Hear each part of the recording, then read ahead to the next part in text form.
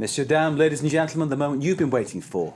James Creedon with Media Watch. Newsweek leading James with an article calling on Barack Obama to hit the road. Right. And this has been, very good, and this has been widely criticised. Tell us why.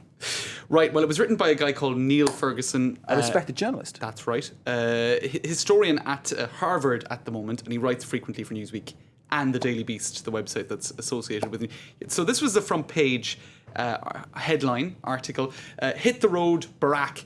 Now, first of all, it came under criticism for a lot of reasons. First of all, he came under criticism for the article. Newsweek has also been criticised for putting that as a front page.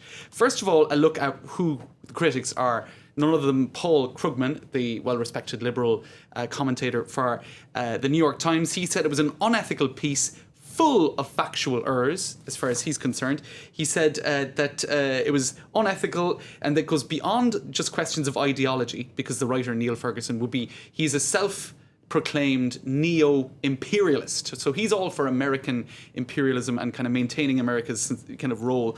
In any case, he says, look, it's not even about ideology. I disagree with him on that anyway. This is just simply about plain misrepresentation of the facts. Now, he came back, Neil Ferguson came back with a response saying, look, you've made a pretty successful piece of journalism when Paul Krugman interrupts his holiday to reply, because he said, honestly.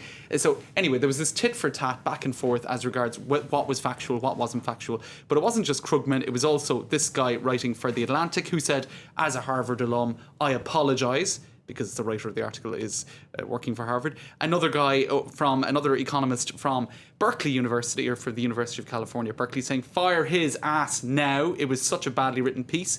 You also had for the same website that the original piece was written for, the Daily Beast /Newsweek, you had Andrew Sullivan also criticising it, saying it was just a badly written piece, massively and self-evidently distorting Obama's record. Now, let's take a look. The thing is, you would think with all of that criticism that Newsweek magazine would be kind of thinking, oh gosh, maybe we shouldn't have put that as our front page. They're delighted with it. Let's take a look at what the editor-in-chief of Newsweek, Justine Rosenthal, what she said today about that. Well, we have been talking to Neil over the course of many weeks about what was going to be his next big moment, as he had done with America's ship moment. And we said, what is the next big thing that you want to say about the election or about where America is right now? And the answer was that he had a lot to say about Obama. Now, this piece is doing incredibly well. It's the top of Drudge. It's got 10,000 likes on Facebook in 24 hours. They're loving the publicity. I mean, this copy is clearly going to sell many more than the normal. What she actually said at the end there was, this is a great Monday, right? So that was probably recorded yesterday, and because the article was one of the most clicked on articles, etc. So, they're kind of looking for the clicks and the advertising revenue and all of that. So I think that's what they were more concerned by.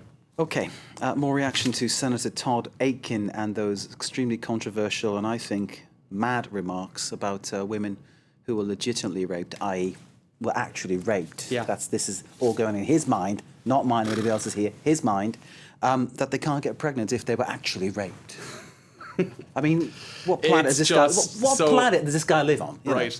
Now, he retracted it on Sunday, said he had misspoken. You don't say. You don't say. Yeah. And then he puts out this video. Todd Akin is sorry, and that was a 30-second video. In this video, he says he's got 2 daughters as well. Yeah. Well, maybe he should have run his comments by them before he starts talking about female rape. In any case, war on women. Right. Let's take a look at this hashtag. This was a big feature on the social networking site Twitter recently.